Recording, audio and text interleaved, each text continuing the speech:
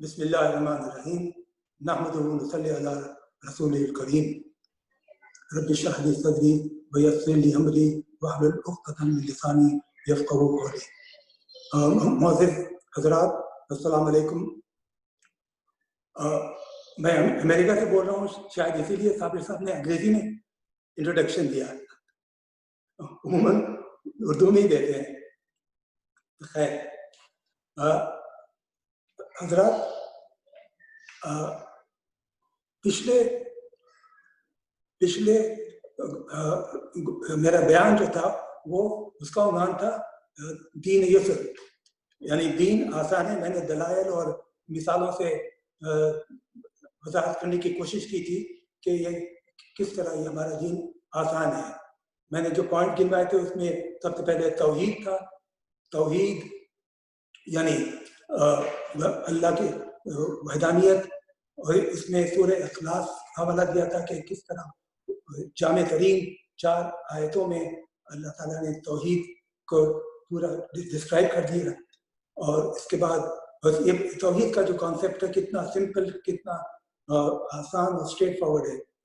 اور اس کے بعد میں نے دارالامتحان بتایا تھا اس دنیا کو، جس میں امتحان جو ہے کس طرح مختلف ہے، کتنا آسان ہے ہمارا یہ امتحان ہر لحاظ سے۔ اس میں یہ اوپن بک ایگزام ہے، یہ جو ہے اس میں سوال بھی پتہ ہے، ہمیں جواب بھی پتہ ہے، کسی بھی کنسلٹ کر سکتے ہیں، اور پیپر سبمٹ کرنے کے بعد اس کی اصلاح بھی کر سکتے ہیں۔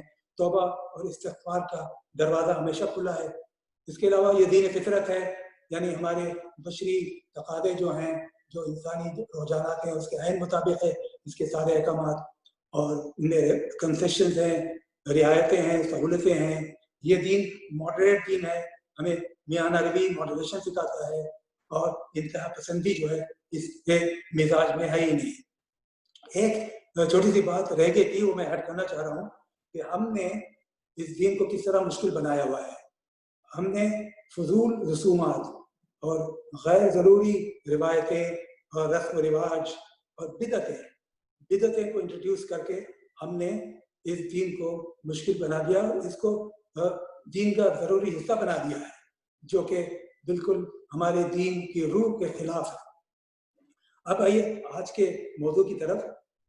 آج کا موضوع ایک طرح سے اسی کا ایکسٹینشن ہے، یا کہہ لیں کہ ایک طرح سے تسلسل ہے۔ وہ آج کا ہے سبجیکٹ اللہ کی کتاب قرآن مجید، کیا یہ آسان کتاب ہے یا مشکل کتاب ہے؟ اس پہ میں آج ڈسکس کروں گا۔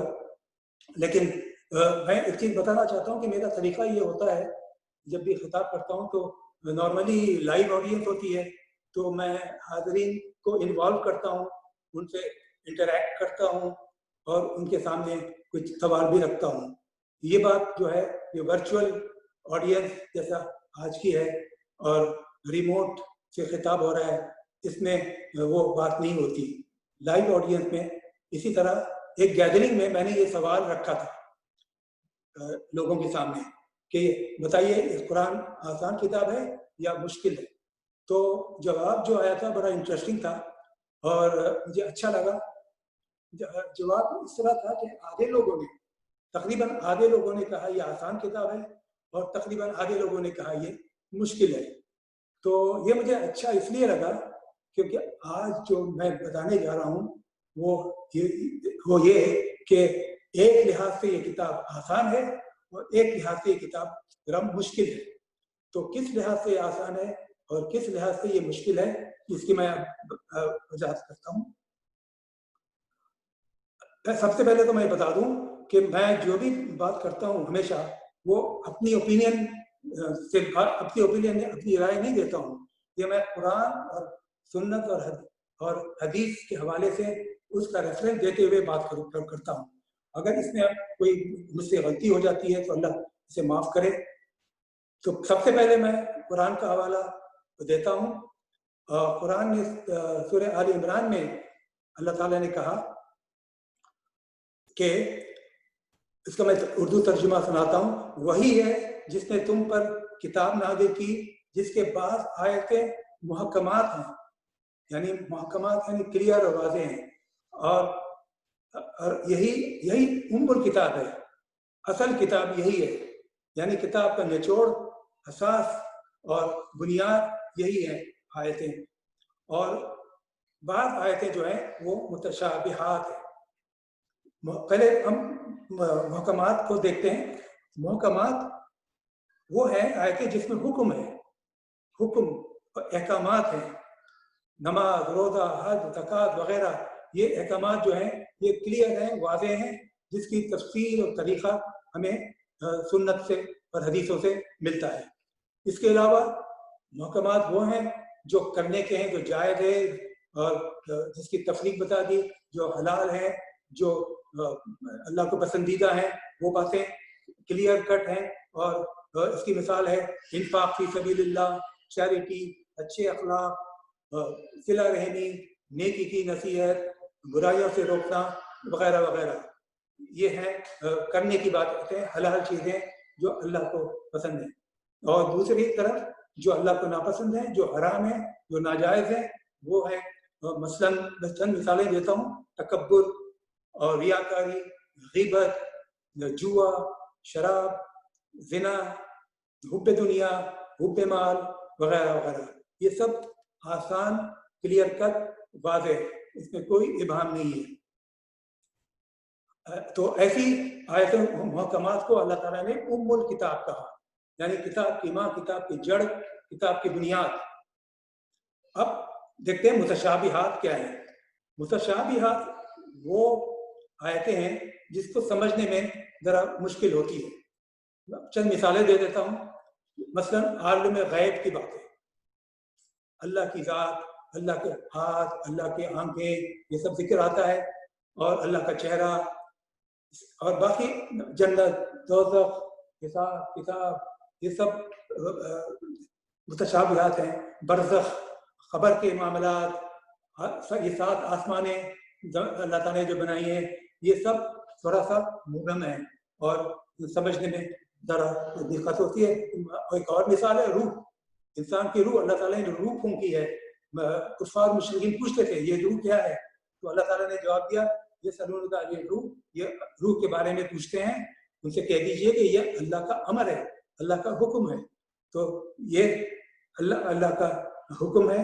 और ये अच्छा, ये जो गायब की बातें हैं, इस पर हमारा ईमान लाजमी है, क्योंकि अल्लाह ताला ने सूरह बकरा में कह दिया शुरू में ही कि ज़ालिकल किताब ला रैब फीह हुदल लिल मुत्तकीन अल्लज़ीना युमिनूना बिल गैब।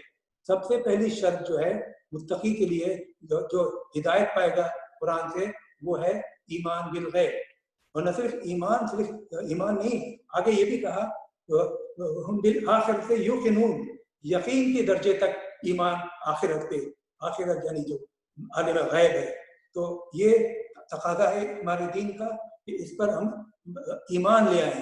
मुतशाबिहात हमारे समझ में आए ना आए, इस पर ईमान, यकीन की हद तक लाना ज़रूरी है। एक और मिसाल दे दूँ मैं मुतशाबिहात की। अल्लाह ताला सूरह हशर में फरमाते हैं, लौ अंज़लना हाज़ल कुरान अला जबलिन लरअयतहु खाशियन मुतसद्दियन मिन खश्यतिल्लाह। अगर हम ये कुरान पहाड़ों पे नाज़िल करते तो खशियत से, हैबत से ये पहाड़ पुर्जा लर्जा हो जाता। तो ये भी समझने में मुश्किल है। अब आइए मुतशाबिहात के बाद एक दूसरा आर्गुमेंट मैं पेश करता हूँ, किस तरह ये जो है मुश्किल है, कुरान मुश्किल किताब है। अल्लाह ताला ने खुद फरमाया है ये कौलन सकीला है। सकील कहते हैं हैवी, उसका ऑपोजिट है खफीफ, लाइट। यानी ये क्या वजन में भारी है? नहीं, इसका और एक और जगह आता है, हज़रत यहिया अलैहिस्सलाम, जैसा कि आपको मालूम है 4 किताबों के अलावा दूसरे नबियों पर सहीफे उतारे गए थे। अल्लाह ताला ने यहिया अलैहिस्सलाम से कहता है, या यहिया खुज़िल किताब बिलक़ुव्वा, यहिया इस किताब को मजबूती से पकड़ो। मजबूती से पकड़ो, क्या किताब गिर रही थी? ऐसा नहीं है। अल्लाह ताला चाहता है कि ये भारी कलाम है, ये बहुत इसमें वजन है, इसको मजबूती से पकड़ना है। तो सूरह मुज़म्मिल में अल्लाह ताला ने कहा, इन्ना सनुल्क़ी अलैका क़ौलन सक़ीला, یہاں بھی وہی ثقیل ہیوی وزنی، ہم تم پر ایک بھاری کلام نازل کرنے والے ہیں۔ قرآن میں تو یہ ذمہ داری کا بھاری بوجھ ہوتا ہے، یہ جو اللہ تعالیٰ قولاً ثقیلا، بھاری کلام، بھاری بوجھ جو ہے، یہ بھاری بوجھ جو ہے ذمہ داری کا۔ تو چلتے چلتے وہ حدیث بھی یاد کر لیں کہ قرآن آپ کے خلاف گواہی دے گا یا آپ کے حق میں گواہی دے گا۔ اچھا، اس ذمہ داری کو رسول اللہ صلی اللہ علیہ وسلم نے اتنی سیریسلی لیا تھا، اتنا شدت سے اس کو محسوس کیا تھا کہ اپنے آپ کو مشقت میں ڈال دیتے تھے۔ تو اللہ تعالیٰ نے قرآن میں آپ کو یاد دلایا کہ آپ کی ذمہ داری پہنچانا ہے، اور اللہ کی ذمہ داری ان کو حساب لینا ہے۔ علیک البلاغ وعلینا الحساب، اللہ تعالیٰ نے حضور کو یاد دلایا، بلکہ اللہ نے آپ کو ٹوکا بھی ہے۔ سورہ طٰہٰ میں پہلی آیت ہے، ما انزلنا علیک القرآن لتشقى الا تذکرۃ لمن یخشی، ہم نے یہ قرآن تم پر اس لیے نازل نہیں کیا کہ تم مصیبت میں پڑ جاؤ یا مشقت میں پڑ جاؤ، اور یہ قرآن جو ہے نصیحت ہے، یاد دہانی ہے ان لوگوں کے لیے جو ڈرتے ہیں۔ اور اسی طرح حضور کو ایک دعا سکھائی گئی ہے جو ہر بچہ بھی پڑھ لیتا ہے، ربی زدنی علما، اے اللہ میرے علم میں اضافہ کرنا۔ اس کا جو پس منظر ہے، جو بیک گراؤنڈ ہے، وہ بھی سن لیجئے۔ حضور کی عادت تھی کہ جب بھی وحی آتی تھی تو جلدی اس کو یاد کرنے کے لیے، سمجھنے کے لیے اس کو بہت جلد بازی کرتے تھے، تو اللہ تعالیٰ نے اس کو بھی ٹوکا ہے۔ اللہ تعالیٰ نے کہا وَلَا تَجْعَلْ بِالْقُرْآنِ، آپ قرآن کے معاملے میں جلدی مت کریں، تو قرآن کے لیے جلدی مت کرو اس سے پہلے کہ پوری وحی آپ پر نازل نہ ہو جائے۔ اور اس کے بعد یہ دعا سکھائی، کہو ربی زدنی علما، اے اللہ میرے علم میں اضافہ کرو۔ تو اس طرح ایک اور جگہ سورہ قیامہ میں اللہ تعالیٰ اپنے نبی کو تسلی دے رہا ہے اور ایشورنس دے رہا ہے، یقین دہانی کرا رہا ہے کہ وحی کو جلدی یاد کرنے کے لیے اپنی زبان کو حرکت مت دو۔ جیسے میں نے کہا حضور بڑے جلدی کرتے تھے سیکھنے کے لیے، سمجھنے کے لیے، تو اللہ تعالیٰ یہاں بھی ٹوکا ہے اس کو یاد، اور اللہ تعالیٰ فرما رہے ہیں اس کو یاد کروانا اور پڑھوا دینا ہماری ذمہ داری ہے، بلکہ آگے یہ بھی یقین دہانی کرائی ہے کہ اس کا مطلب سمجھا دینا بھی ہماری ذمہ داری ہے۔ ثم ان علینا بیانا، اس کو بیان کرنا، اس کو وضاحت کرنا بھی ہماری ذمہ داری ہے۔ اللہ تعالیٰ نے ایک اور مقام پر رسول اللہ صلی اللہ علیہ وسلم کو ٹوکا ہے۔ آپ اس بات سے بہت پریشان رہتے تھے، بڑی بےقراری دکھاتے تھے کہ بلکہ ہلکان ہو جاتے تھے۔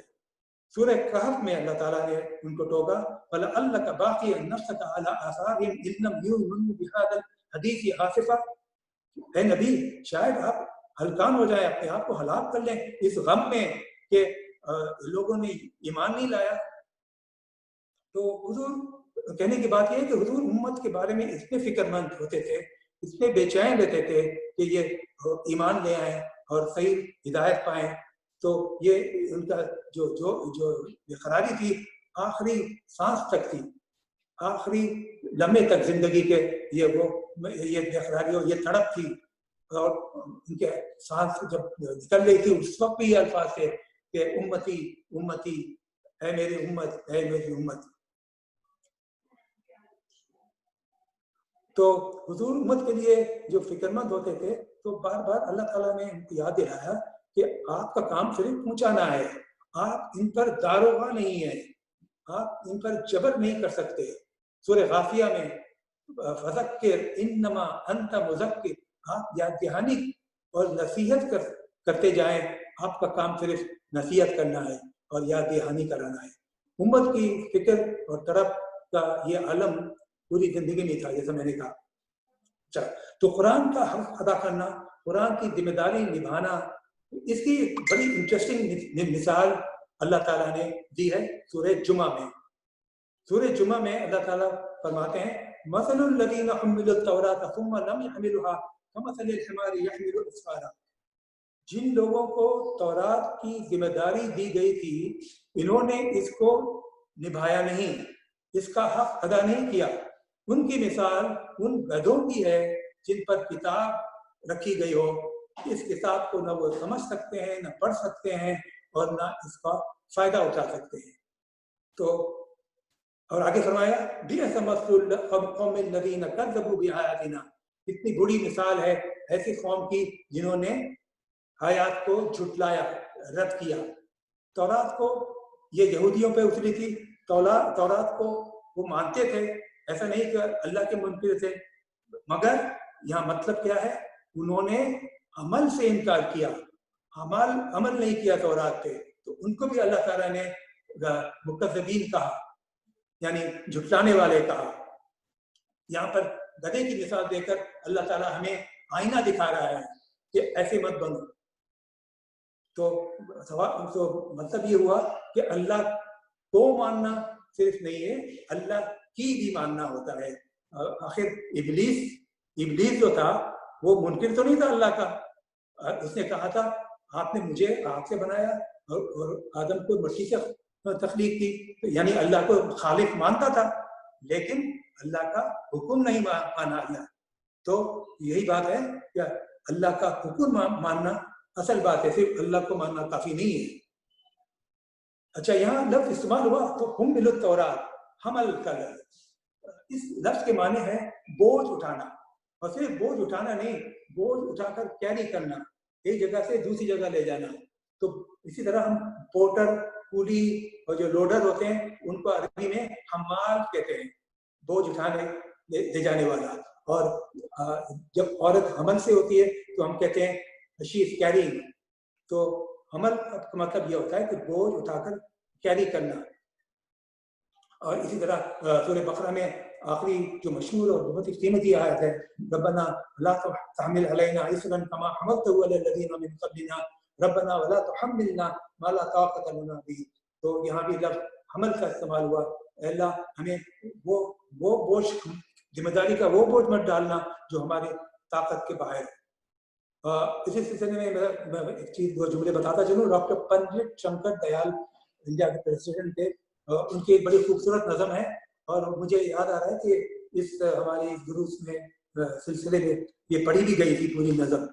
तो उसमें अमल की किताब थी, दुआ की किताब बना ली, समझने की किताब थी, पढ़ने की किताब बना ली, जो इल्म की किताब थी उसे ला इल्मों के हाथों में थमा दिया।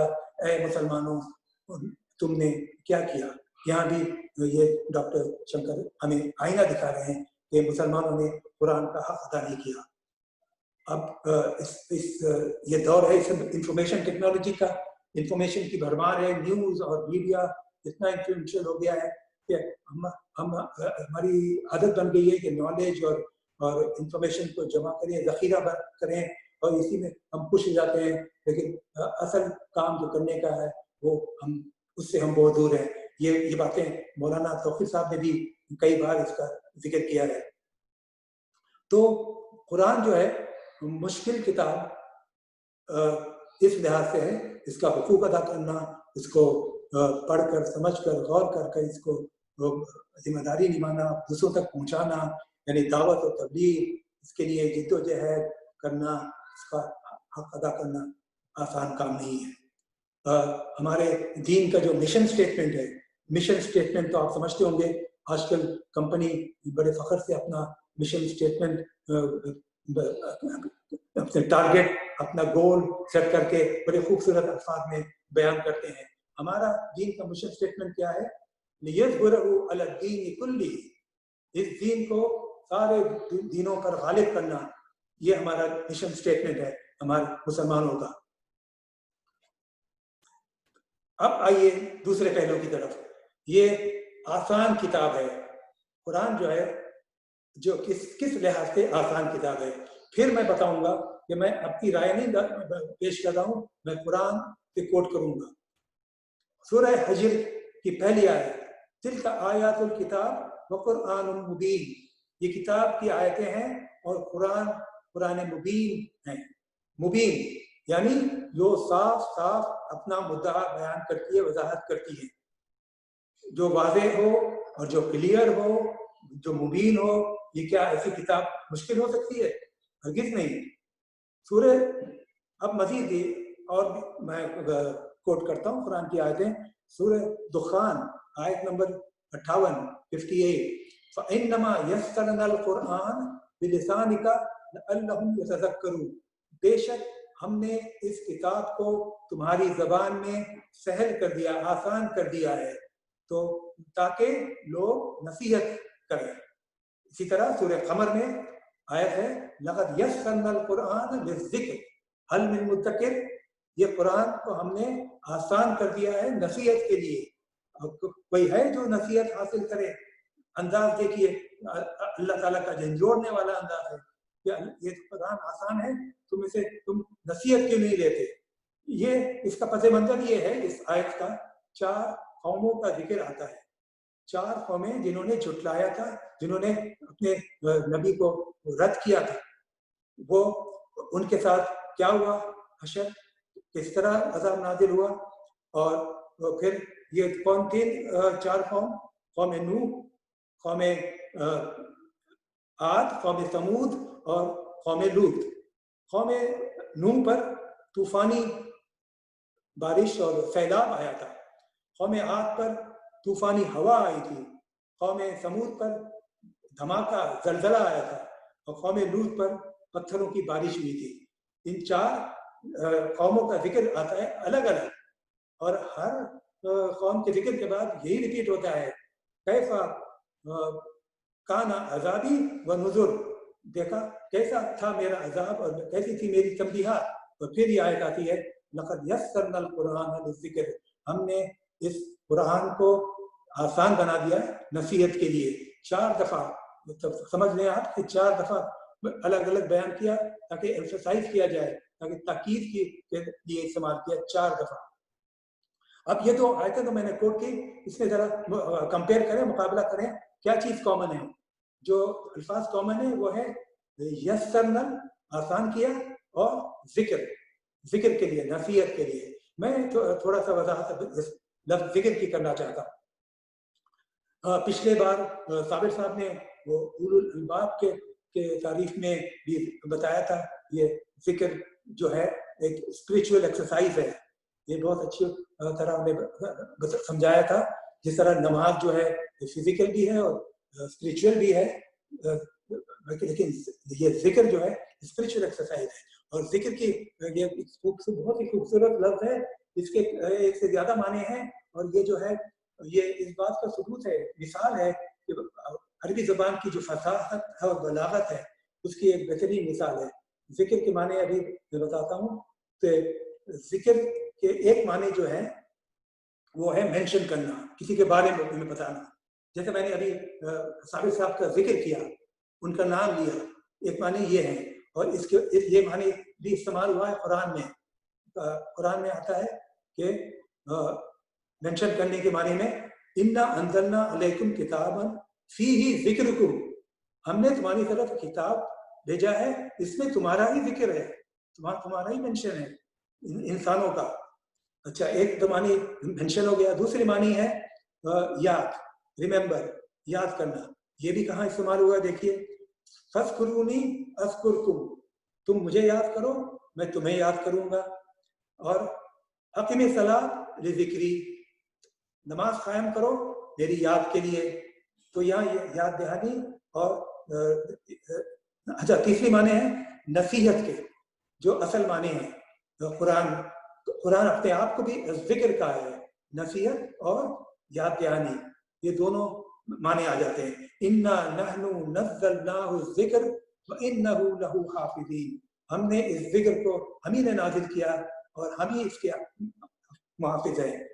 اور بھی آتا ہے انما فذکر انما انت مذکر, آپ ان کو یاد دہانی کرائیں, یہ آپ کا کام یاد دہانی ہے.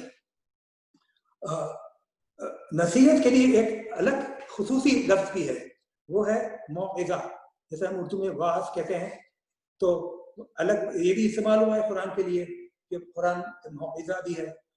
اور یاد دہانی کے لیے ایک اور لفظ ہے الگ سے, تذکرہ. کلا انہا تذکرہ, یہ بھی آتا ہے قرآن میں، یہ یاد دہانی ہے. آپ کو معلوم ہی ہوگا عربی کورسپونڈنس میں آفیسر میں جو میمورینڈم کہتے ہیں ہم جس کو، وہ ریمائنڈر، وہ اس کو تذکرہ کہتے ہیں عربی میں میمورینڈم کو. سورہ یاسین میں پھر آیا ہے ان ہوا الا ذکر و قرآن مبین. جیسے میں نے قرآن مبین کو پہلے بھی ذکر آیا تھا، سورہ یاسین میں پھر آیا. یہ تو نصیحت ہے، یہ یاد دہانی ہے اور قرآن مبین ہے. مبین کا مطلب میں نے بتا دیا، کلیئر، واضح کتاب جو اپنا مدعا بالکل وضاحت سے بیان کرتا ہو. اچھا، اس سے سورہ یاسین کی یہ آیت ہے، اس سے پہلے کی آیت ہے وما علمناه الشعر وما ينبغي له. ہم نے آپ کو کوئی شاعری نہیں سکھائی ہے، ورنہ آپ کو یہ زیب دیتا ہے شاعری. تو اللہ، یہ کفار مشرکین آپ کو شاعر بھی تو کہتے تھے نا، وہ سمجھتے تھے کہ وہ آپ کی توہین کر رہے ہیں. اصل میں یہ قرآن کی فصاحت اور بلاغت کی وجہ سے یہ خوبصورت بیان ہے، اس کو شاعری سمجھتے تھے وہ. تو اللہ تعالیٰ کہتا ہے نہیں، یہ شاعری نہیں سکھائی ہم نے. وہ تو ہم سب کو پتا ہے، ان کو بھی پتا تھا کہ وہ پڑھے لکھے نہیں تھے حضور صلی اللہ علیہ وسلم. تو امید ہے اب یہ دونوں پہلو آپ کے سمجھ میں آ گیا ہوگا کہ ہاں، قرآن ایک بھاری اور بہت بڑی ذمہ داری ہے جس کو نبھانا مشکل ہے. اس کے حدود حقوق ادا کرنا آسان نہیں ہے، مگر اس کو پڑھنا، سمجھنا، یاد کرنا آسان ہے.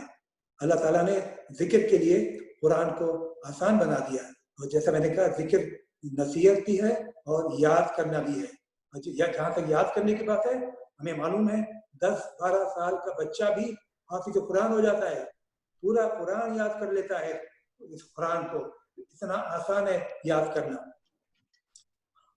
پچھلے بار صابر صاحب نے ایک اور حوالہ دیا تھا، حضرت عمر رضی اللہ تعالیٰ عنہ غالباً جب بھی وہ دعوت تبلیغ کرتے تھے تو وہ فرماتے تھے کہ ہم رسول کے رسول ہیں، ہم آخری رسول کے رسول ہیں، ہم پیغام انہی کا پیغام لائے ہیں آپ کی طرف. جس طرح رسول اور انبیاء نے قرآن قربانی دی تھی اور یہ کام بڑی مشقت سے کیا تھا، جدوجہد کی تھی، اسی طرح قرآن نے اس سے صرف قربانی جدوجہد کے قرآن نے اس سے آگے بھی بات کی ہے. اے ایمان والو، اللہ کے مددگار بن جاؤ. یا ایھا الذین آمنوا کونوا انصار اللہ. اللہ اکبر. سوچئے کہ اللہ کے مددگار بن جاؤ. ان تنصر اللہ ینصرکم. اگر تم اللہ کی مدد کرو گے تو اللہ تمہاری مدد کرے گا. سبحان اللہ. اللہ مدد مانگ رہا ہے، یعنی اللہ اس صمد ہے جو کسی کا محتاج نہیں ہے، سب اس کے محتاج ہیں، لیکن اللہ نے اس کام کو اس کی اہمیت دی ہے کہ اس کو اللہ کی مدد کہہ رہے ہیں. اب میں بات کو ختم کرنا چاہ رہا ہوں. ایک جو میں بتانا چاہ رہا ہوں وہ یہ ہے کہ سورہ فرقان آیت نمبر 50 ہے غالباً.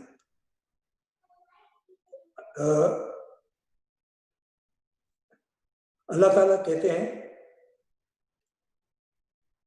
یہ سمجھیں کہ آج کے بیان کا خلاصہ ہے، یہ ٹیک اوے ہے. حضور فرمائیں گے، ہاں پہلے ایک حدیث کو دوبارہ یاد کر لیتے ہیں کہ رسول نے فرمایا بلغوا انی ولو آیۃ، چاہے ایک آیت کو میری طرف سے پہنچاؤ. اور حجۃ الوداع میں آپ نے خطاب کیا تھا، جو عظیم الشان خطاب تھا، اس کے آخر نے کہا تھا جو لوگ یہاں پر ہیں وہ پہنچائیں ان کو جو یہاں پر نہیں ہیں. تو یہ 2 آیتیں ہیں. اور سورہ فرقان کی جو میں آیت سنانا چاہ رہا ہوں وہ دل اور دماغ کو ہلا دینے والی آیت ہے. اس میں اللہ رسول فرما رہے ہیں قال رسول انا قوم اتخذوا هذا القرآن مہجورا. رسول کہیں گے میری قوم نے کہ لوگوں نے اس قرآن کو تو سے کچھ ڈال دیا تھا، چھوڑ دیا تھا، بھلا دیا تھا اور ابینڈن کر دیا تھا. مہجورا یہ لفظ ہجرت سے آیا ہے. ہجرت کے لفظی معنی ہے چھوڑنا. صرف ایک جگہ سے دوسری جگہ وہ ہجرت نہیں کہتے، किसी चीज को छोड़ना हिजरत कहते हैं। तो रसूल यहाँ शिकायत कर रहे हैं कि मेरी कौम ने कुरान को छोड़ दिया था। अच्छा, ये इस आयत से पहले जो पिछली आयतें हैं उनमें जिक्र आ रहा है उन मुनकरीन का जो क़यामत के दिन कहेंगे कि काश हमने फलाने को दोस्त नहीं बनाया होता, काश हम रसूल के रास्ते पे चलते, काश हमें शैतान ने नहीं बहकाया होता। और उसके बाद ये आयत आती है कि रसूल कहेंगे कि मेरी कौम ने कुरान को अबैंडन कर दिया था, छोड़ दिया था। अल्लाह ताला से दुआ है कि हमें वो दिन ना दिखाए, हमें इस सिचुएशन से हमें अल्लाह बचाए और हमें उन लोगों में शामिल न करे जिन्होंने कुरान को छोड़ दिया था। तो आखिर दावाना अनिल हम्दुलिल्लाहि रब्बिल आलमीन। जज़ाकल्लाह।